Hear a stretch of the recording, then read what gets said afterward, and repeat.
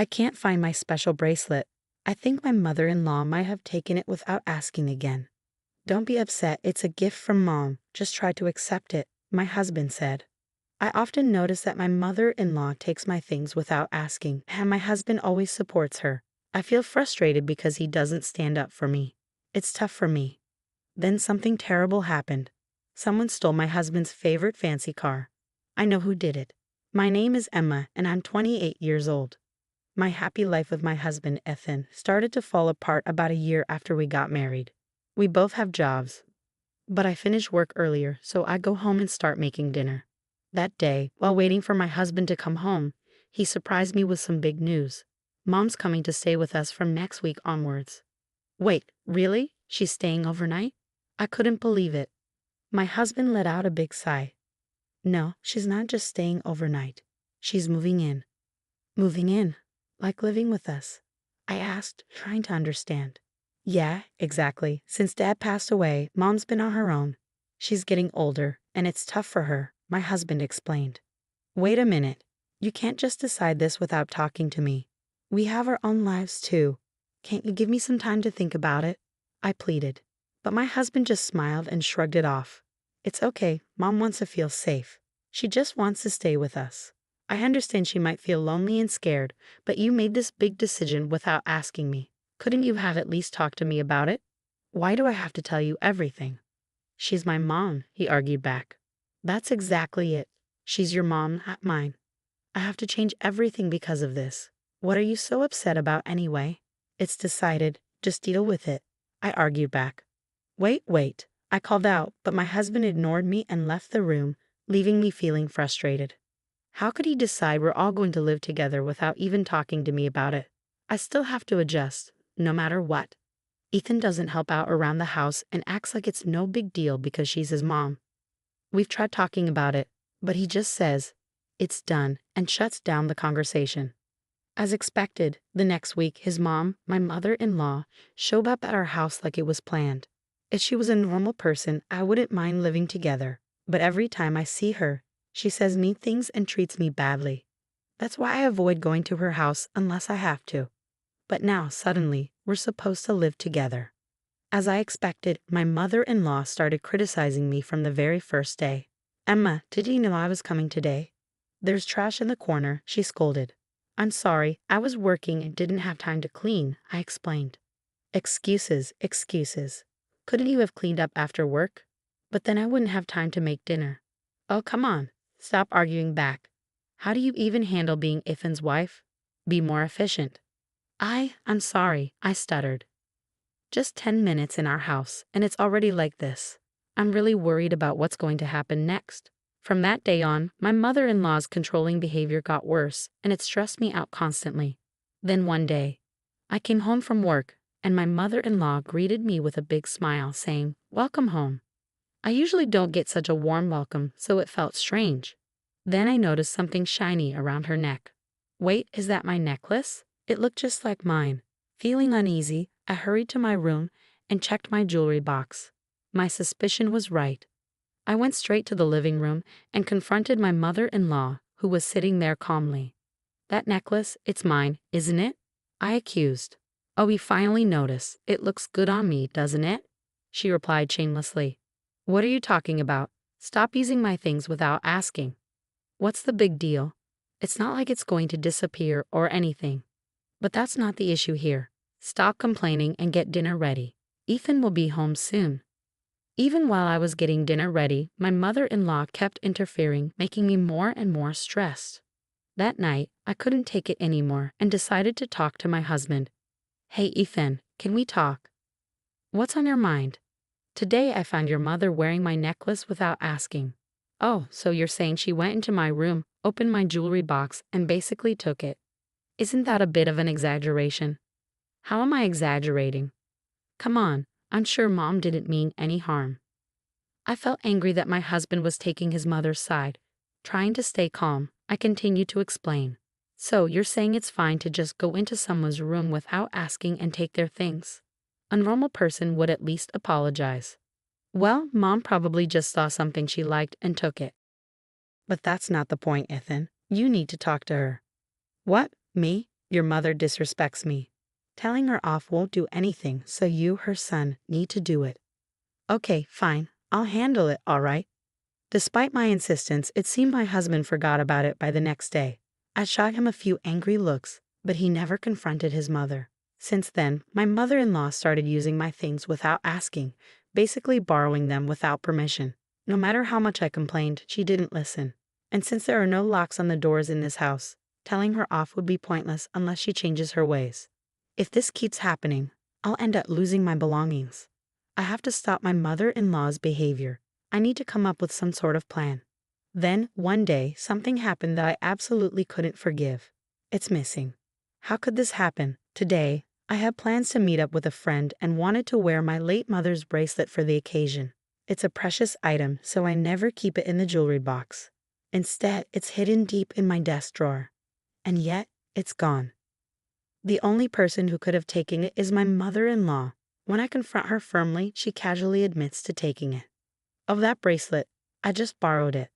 Then give it back right now. I need it. I can't do that. Why not? Because I sold it. What? You stole it? Is this some kind of joke? Who steals someone else's stuff? Though shaken, I stood my ground. Stop kidding around. Give it back now. I'm not kidding, by the way. Most of the things I've borrowed from you, I sold those too. What? What were you thinking? As I argued with my mother-in-law, my husband Ethan, who had just woken up, joined us. Ethan, listen to this. Quickly, I explained the situation. Your mom sold my bracelet, the one that belonged to my late mom. Plus, she's been selling off most of the things she's borrowed from me without asking. Mom, is this true? Faced with the question, my mother-in-law stuck out her tongue in a teasing way. I'm on a fixed income, you know. I don't want to be a burden, but I can't make ends meet without a little extra cash. You've got to be joking. Who gave you the right? Don't get so upset. I didn't mean any harm. If you meant no harm, you wouldn't be selling and taking other people's things. That's because, but I interrupted her. Where did you sell it? Get it back right now. Just then, my husband yelled, enough is enough. He wasn't looking at his mom, though. He was glaring at me. Confused, I asked him, why are you yelling at me, Ethan? Your mom took my bracelet without asking. Be quiet. I did it for Mom. Stop complaining. For Mom? Seriously. Why should I give up my precious things for her? Because it makes Mom happy. She's your mother-in-law. Show some respect. Just do as you're told. I couldn't handle it anymore. Not his mom stealing from me and not Ethan taking her side. I couldn't live like this anymore. Driven by growing anger, I shouted, that's it. If you won't give it back, let's get a divorce. Stop joking about divorce. I'm not joking. I'm serious. Fine, whatever. I'll get the divorce papers today. Fine, if that's what you want, I'm okay with it. As we argued, I noticed a satisfied look on his mom's face. She never liked me. Her real goal was probably to get rid of me and have this house to herself and her son. That night, my husband came home with divorce papers filled out. After signing them, I started packing. I decided to wait for the right moment to leave. The next day, during my work break, I saw multiple missed calls from my sister Sophia, who lived nearby. Something must have happened. I called her back, and she told me shocking news. Wait, Sophia, is that true? It is, no doubt about it. It's not common around here, but why? I took a photo, so I'll send it. Make sure to check it on your end too, sis. Okay, got it. After hanging up, my sister sent the photo. It was undeniable evidence that could expose my mother-in-law. When I got home and was calmly making dinner, my husband Ethan rushed in, looking worried. Emma, this is serious. What happened? My car, my prize car, is gone. Wow, that's serious. Why aren't you more worried? You know how much that car means to me. I do. It's the car I've been dreaming of since I was single, and I finally bought it last year, remember? Exactly. So be more concerned. We're still paying off the loan for it. Where could it have gone? Please don't tell me. Emma, did you take it? Of course not. I have my own car, and I know you'd be furious if I took yours. But then where? I glanced at my mother-in-law, and she quickly looked away. That confirmed my suspicion. Ethan, I think your mom knows something. What? Why would Mom know? I asked her directly, and my mother-in-law's face turned pale. What are you talking about, Emma? How is Mom involved? Well, I got a call from Sophia today.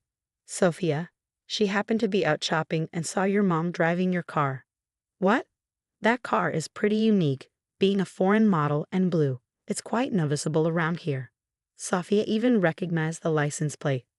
Wait, what's happening here, Ethan? Now visibly angry, Ethan confronted his mother. Mother-in-law started making excuses. No, Ethan, I just borrowed the car for a bit. Borrowed? Seriously? I've told you so many times not to touch that car. I'm sorry, but I really wanted to drive it. What on earth did you do with the car then?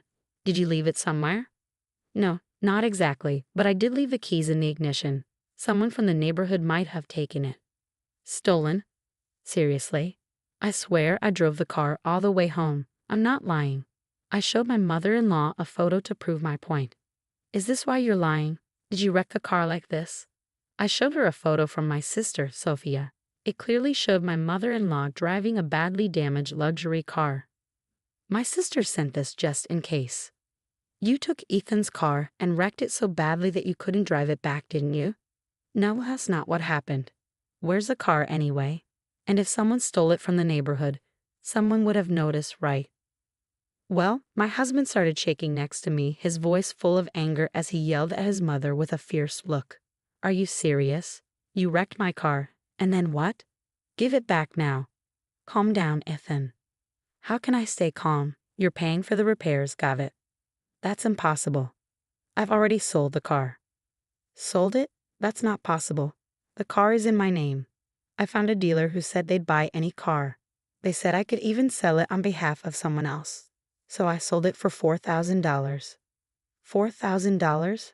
The luxury car my husband bought would easily go for hundreds of thousands, even if sold now. My mother-in-law got tricked by some shady dealer who didn't know the car's value and got ripped off. When my husband found out, he was furious and yelled at his mom like never before. You've got to be kidding me. Do you realize how much that car meant to me? I'm sorry, Ethan. I'll give you back the $4,000, so please forgive me. $4,000 isn't even close to enough. Get out. My husband forcefully kicked his mother out and locked the door. He turned to me defeated and muttered, I never thought Mom could cause so much trouble. I'm sorry for not supporting you earlier. Finally, you understand. Don't worry, now that she's gone, I'm over it. Let's move forward happily together. No, we won't. What? Why not? I want a divorce. Instantly, his face turned pale and he clung to me. Wait a second. I already kicked Mom out. Why divorce now? Don't you understand? I'm done with you two. My decision to divorce stands. I don't want to fix things anymore. You've taken your mom's side too many times. It's not fair. You're being too harsh. Harsh? That's rich coming from you. You didn't lift a finger when I needed support. You're so selfish. I hate you just as much as I hate your mother. My feelings won't change, Emma. Calm down. Stop it. This all happened because you chose to live with her. Think about that. I'll never forgive you. What about the car? You got what was coming to you. You deserve it. What? You feel that way? Good. I hope you struggle with double the mortgage and car payments. You deserve the consequences. You'll have to deal with it. You son of a... I left him with those words and grabbed my packed bags. On my way out, I headed straight to City Hall to file for divorce. I deleted all his contact info and cut ties completely. Later, I demanded compensation from my mother-in-law for selling my belongings without my permission. She reluctantly started working. With demands for car payments from her son, she's likely working for the rest of her life. My husband is left with house and car loans, and his life has changed significantly. He no longer goes on stress-relieving drives, spending his days off confined to the house. A hopeless case, both mother and son. Karma's a real thing, serves you right. After all this, I moved to an apartment near my workplace. Now that I'm single again, I have more financial freedom, and life is much more peaceful.